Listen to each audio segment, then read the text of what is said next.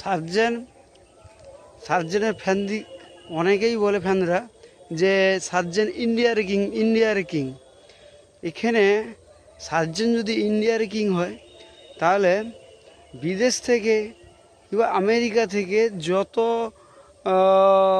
DJ লাভার আছে কিংবা DJ পরিচালনা করে তারা কেন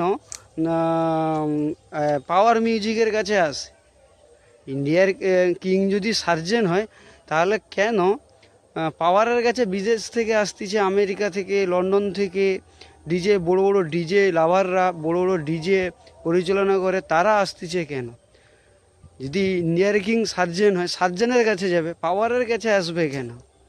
আমাদের ডিজে মিক্সারের কাছে আসতেছে, কিছু না কিছু তো আলাদা আছে, কিংবা কিছু না কিছু তো পাওয়ার মিউজিকের ভিডিওতে কিছু না কি দেখেছে, প্রেসার হোক ব্যাস হোক, যার জন্য বিদেশ থেকে সবাই ভিডিও দেখে দেখতে আসছে যে পাওয়ার মিউজিক অরিজিনাল কীভাবে বাজাচ্ছে।